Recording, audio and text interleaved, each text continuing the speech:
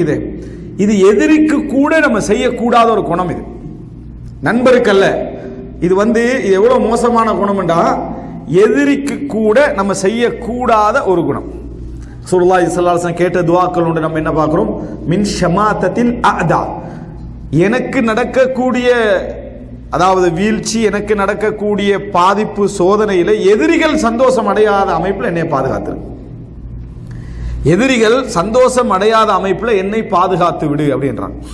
அப்துல் மலிக் இப்னு மர்வான் ரஹிமஹுல்லா அவர்கள் சொல்லுகிறார்கள், அவருடைய என்கிட்ட உள்ள சில ஒருத்தர் பாராட்டுற நேரத்தில் அவர் சொல்றார், மாலிக் இப்னு உமாரா என்று சொல்லுகின்றவர் அவரை பார்த்து, உங்களோடு நான் உங்களோடு தனிச்சிருந்த நேரத்தில் நான் உங்கள்கிட்ட நிறைய பண்புகள் என்ன செஞ்சேன், கண்டேன் அப்படி என்று சொல்ற நேரத்தில் அவர் சொல்றாரு, என்கிட்ட பெரிதாக இல்லை, ஆனால் நான் எந்த ஒரு எதிரியுடைய தோல்வியிலும் எந்த எதிரியுடைய சோதனையிலும் நான் சந்தோஷம் அடைந்ததில்லை என்றார்.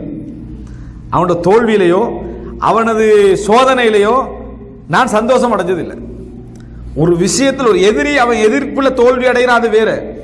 ஆனா அவனுக்கு ஒரு சோதனை அவனோட குடும்பத்தில் ஒரு சோதனை பிரச்சனை வந்ததுனால நான் என்ன செஞ்சதில்லை, நான் சந்தோஷம் அடைந்தது இல்லை அப்படி என்றார். எந்த ஒரு நேசத்தோடு வாழ்ந்தவனுக்கும் நான் துரோகம் செய்ததில்லை.